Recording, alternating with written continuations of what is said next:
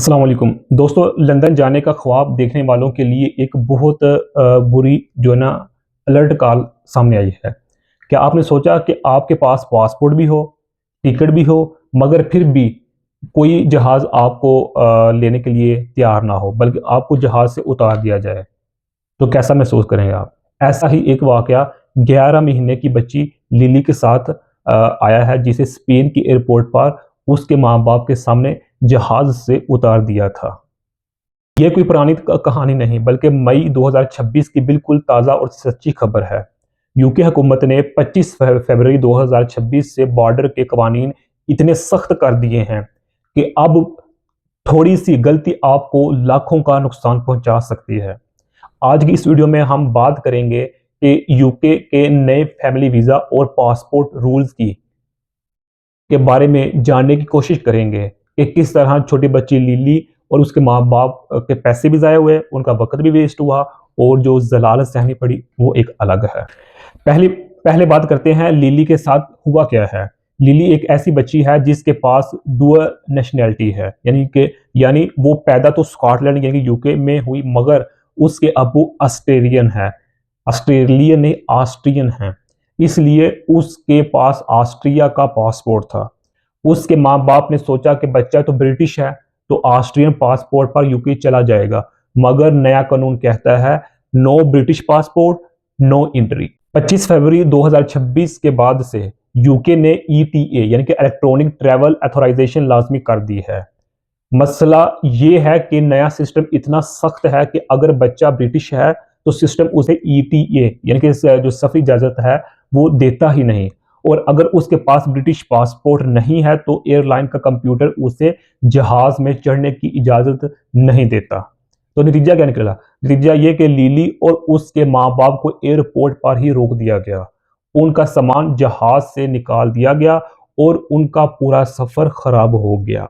ये खबर उन सब पाकिस्तानियों के लिए बहुत ज़रूरी है जिनके बच्चे यूके पैदा हुए हैं, या जिनके पास दो मुल्कों की जो शहरियत है यानी डुअल नेशनैलिटी है, उनके लिए ये खबर बहुत ज़्यादा इम्पोर्टेंट है।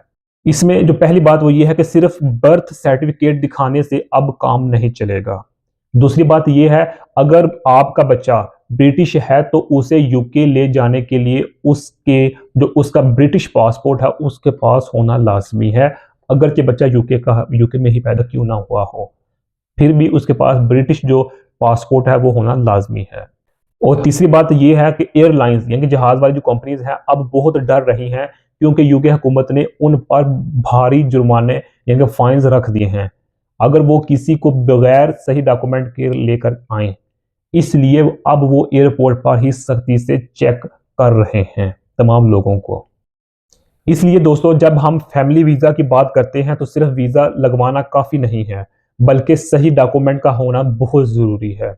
याद रखें, नया फैमिली वीज़ा सिस्टम आपको अपने जो वालिदैन हैं उनको बुलाने की इजाज़त तो देता है, चाहे वो आपके वालिदैन हों या बच्चे हों, मगर ये सारी मेहनत तब ही रंग लाएंगी जब आपके पास सही पासपोर्ट होगा। अपनी पिछली तफसील जो वीडियो बनाई है उसमें ये बताया था कि नया जो सिस्टम है उसमें इंग्लिश टेस्ट की छूट उन लोगों की है जो 65 साल से ऊपर के हैं, मगर याद रखें पासपोर्ट का कानून सबके लिए बराबर होता है।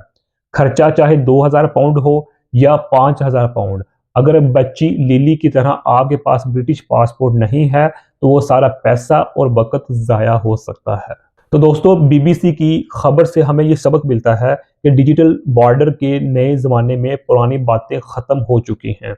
अब कंप्यूटर ही फैसला करता है कि आप जहाज़ में चढ़ेंगे या नहीं।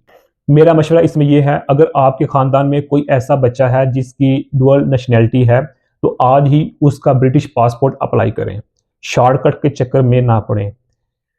क्या आपको लगता है कि यूके हुकूमत को डुअल नेशनैलिटी बच्चों के लिए कानून में थोड़ी नरमी करनी चाहिए या सख्ती ही करनी चाहिए? कमेंट में अपनी राय ज़रूर दीजिएगा। जज़ाकल्लाह खैरा। याद रहे, इस वीडियो में जो बातें बयान की गई हैं उनके जो ऑफिशियल लिंक्स होंगे वो आप लोगों को नीचे डिस्क्रिप्शन में मिल जाएंगे, ताकि आप इनको गूगल या गूगल स्कॉलर्स पर इजीली रीड कर सकें।